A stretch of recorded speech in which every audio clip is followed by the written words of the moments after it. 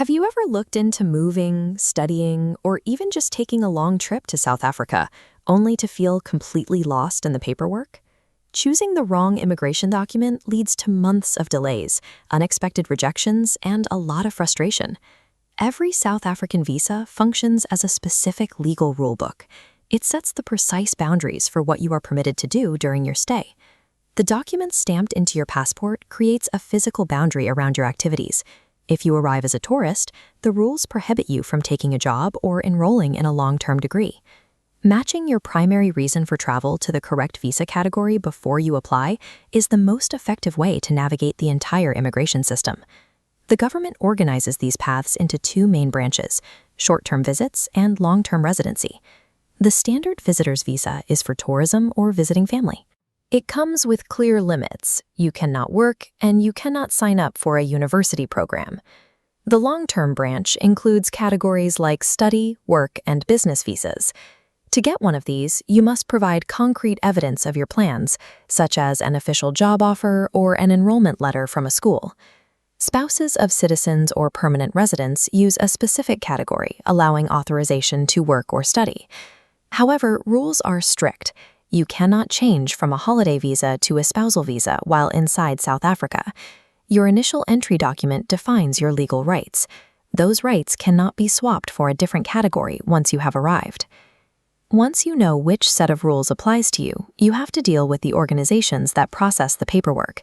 If you are applying from your home country, the starting point is the South African Embassy or Consulate. You may also interact with VFS Global. They are an administrative service that collects and organizes your physical documents. Neither VFS nor the embassy makes the decision. Your file goes to the Department of Home Affairs for a final ruling.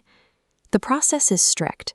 Identify your purpose, download the checklist, gather every document, and submit.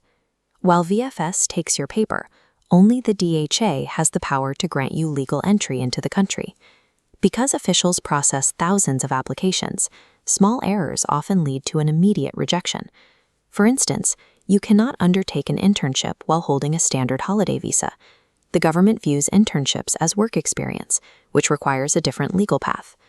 This is a list of requirements for charitable volunteer work.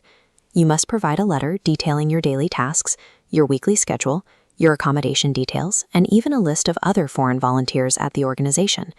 Your physical passport must also meet strict criteria. It needs at least 2 completely blank pages, and it must be valid for at least 30 days after your intended departure date. In this system, your intentions are only valid if you can support them with exact, verified documentary proof. Let's look at how this works for 3 different travelers. One person wants a 3-month holiday. They will provide proof of a return flight and a bank statement showing they have enough money for the trip, then apply for a visitor's visa. Another traveler has secured a corporate job. They will need to submit their employment contract and proof of their professional qualifications to get a work visa before they travel. A third traveler has just married a South African citizen.